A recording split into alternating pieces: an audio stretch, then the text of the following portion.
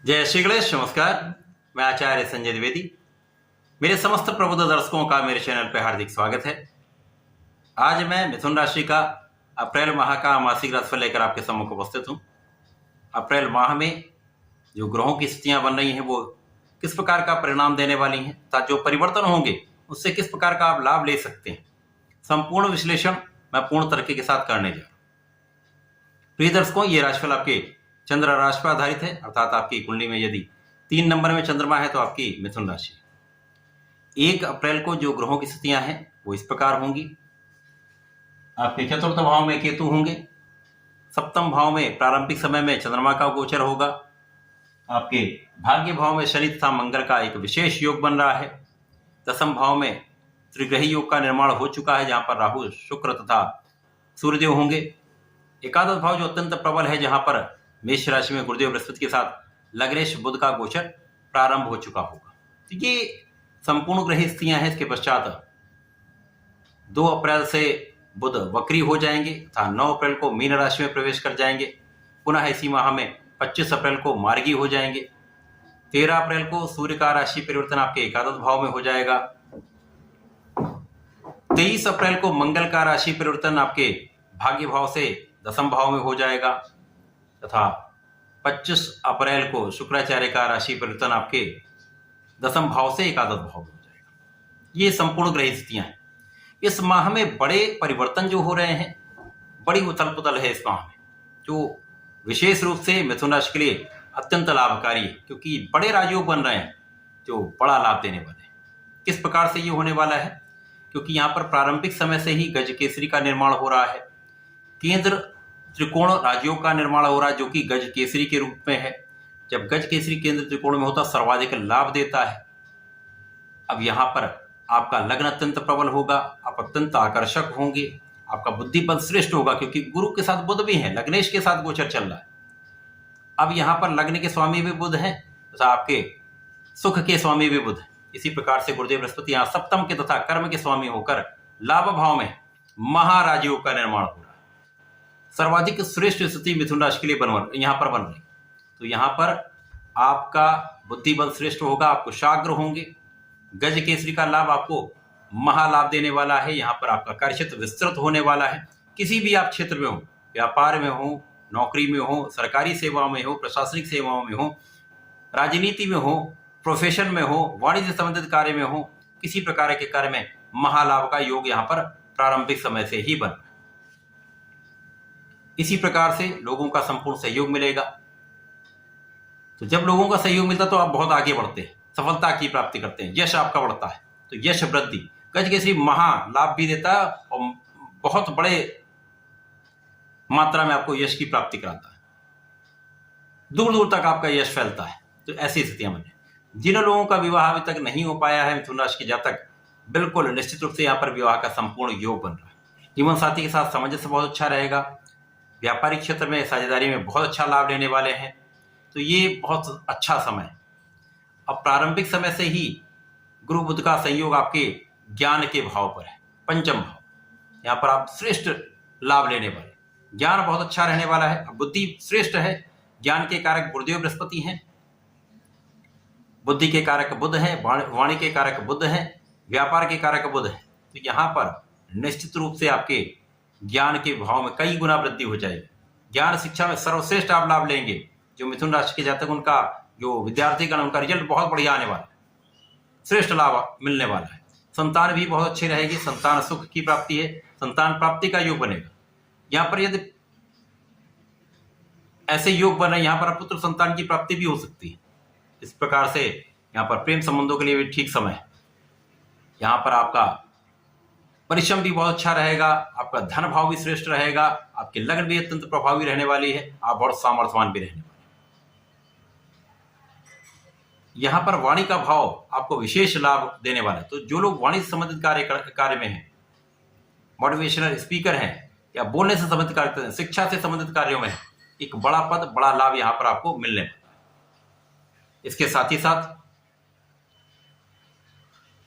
आपकी आयु की संपूर्ण सुरक्षा, आपके विशेष ज्ञान में वृद्धि, अध्यात्म में वृद्धि निश्चित रूप से होगी। यदि यहाँ पर रिसर्च कार्य करते हैं, सर्वश्रेष्ठ लाभ मिलने वाला है।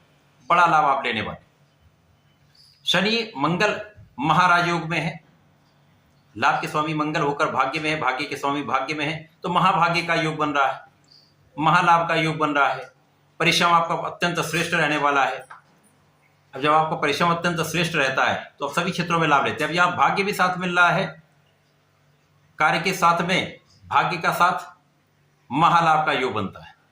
कार्य क्षेत्र में विस्तार का योग है, क्योंकि यहाँ पर राहु अत्यंत विशिष्ट स्थिति में आपके दसम भाव में है। यहाँ पर सूर्य जो दिग्बली होकर है, तो सूर्य और राहु का प्रभाव बहुत कूटनीति के क्षेत्र में आपको आगे बढ़ाता है, राजनीति में बहुत बड़ा लाभ देता है, श्रेष्ठ सफलताएं देता है, सर्वश्रेष्ठ लाभ देता है, बहुत प्रगति कराता है। केवल कुछ समय जो है वो 9 अप्रैल का है, यहाँ से 30 मार्च से लेकर 9 अप्रैल का जो समय, वहां पर कुछ समस्याएं हो सकती हैं। वहां आपको वाद विवाद से बचना होगा, किसी से विवाद नहीं करना है, जनता से आप संबंधित होकर कार्य करें, किसी भी प्रकार का कोई भी अन्याय का कार्य ना करें, किसी का अपमान ना करें। यदि आप विवाद में नहीं पड़ते हैं तो ये बड़े यश का योग बन रहा है। इस समय के निकलने जाने के बाद आपका जो कार्य आपने किया है, जो आपने प्रयत्न किए हैं, जो आपने प्रयास किया है, वो आपको जीवन में सर्वाधिक लाभ देने वाला है। मंगल का प्रभाव आपके लाभ को भी बढ़ाने वाला है, कई गुना आपका लाभ बढ़ जाएगा। साथ ही साथ सुखों में महावृद्धि का योग बन रहा है, सुख साधन बढ़ने का संपूर्ण योग यहाँ पर बन रहा है। शुक्राचार्य भी होंगे जो भौतिक सुखों को प्रदान करते हैं। यहाँ पर आपके ज्ञान के भी शामिल, तो ज्ञान भी बढ़ेगा, सुख साधन की वृद्धि होगी, भूमि भवन वाहन का संपूर्ण योग बनेगा। अब जब बुध 9 अप्रैल को आपके दसम भाव में पुनः आएंगे तो एक अच्छा लाभ आपको मिलेगा, क्योंकि यहाँ पर बुद्धि अत्यंत श्रेष्ठ हो जाती है, शार्प माइंडेड आप रहते हैं। परंतु जब जड़ दोष बनेगा तो उस समय आपको बड़े निर्णय लेने से बचना हो, उस समय थोड़ा सा सावधान रहना हो। बाकी कहीं कोई बड़ी समस्या नहीं, जब तक सूर्य बुध का संयोग रहेगा कोई समस्या नहीं होगी। जब तक शुक्र और बुध का संयोग, तो यहाँ पर बड़ा धन का योग बनता है, महाधन का योग अचानक बन जाए।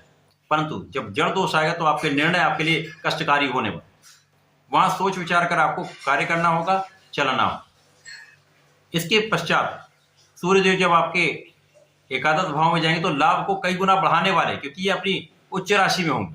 तो जो लोग सरकारी नौकरी का प्रयास कर रहे हैं, प्रशासनिक सेवाओं की तैयारी करें, उनके 100% सफलता का योग बना रहा। केवल अपना पूर्ण प्रयास करें, केंद्रित होकर अपने कार्यों में लगे रहें, पूर्ण परिश्रम करेंगे तो सर्वश्रेष्ठ लाभ भी मिले। शासन सत्ता का संपूर्ण सहयोग मिलेगा, पद वृद्धि हो सकती है, आपको शासन प्रशासन से विशेष लाभ का योग बन रहा है, आपके यश का योग बन रहा है, सम्मानित आप हो सकते हैं, ऐसा योग।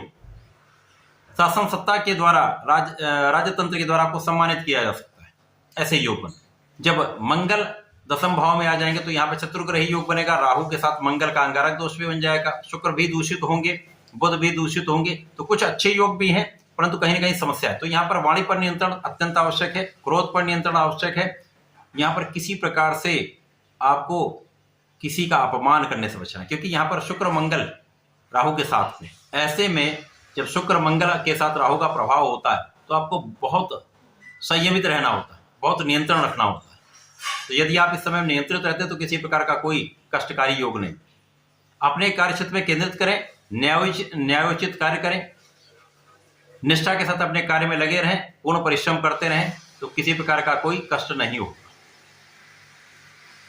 जब शुक्राचार्य एकादश भाव में जाएंगे तो यहाँ पर सर्वश्रेष्ठ स्थिति बन रही, तो यहाँ पर महायोग्य संतान की प्राप्ति, संतान से भी लाभ, संतान बहुत अच्छी रहने वाली है, तो आपका ज्ञान सर्वश्रेष्ठ लाभ देने वाला हो।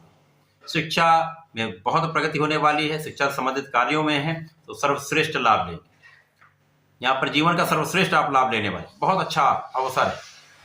साथ ही साथ जब बुध वक्री से मार्गी आएंगे तो ये पुनः आपके लाभ की ओर गमन करना प्रारंभ करेंगे, तो पुनः बहुत बलवान स्थिति बनने वाली है।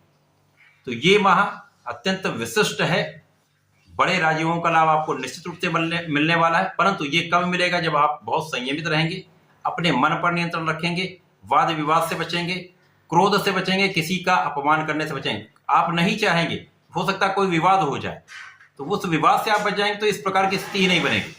तो इस प्रकार की स्थिति से आपको बचना चाहिए। यदि आप इस स्थिति से बच जाते हैं तो आपके लिए सर्वश्रेष्ठ धन का लाभ, पद का लाभ, यश का लाभ निश्चित मिलेगा। महाधन, महालाभ का योग बन रहा है। परंतु यहां पर भाग्य आपके संपूर्ण रूप से साथ में है, तो कोई भी स्थिति में आप बहुत बलवान रहने वाले, आपके हित में ही सारे काम हो, केवल संयमित रहे। इस समय आपको नियमित रूप से गणपति जी के संकर्षण गणेश स्तोत्रम का पाठ नित्य करना चाहिए। ओम गंगणपतये नमः का कम से कम 1 माला का जप करना चाहिए। यदि आप इतना करते हैं तो समस्त संकटों से बचेंगे, लाभ की वृद्धि भी होगी, आपके कार्य क्षेत्र में भी प्रगति होगी। तो ऐसा करके इसका लाभ लें। धन्यवाद, नमस्कार।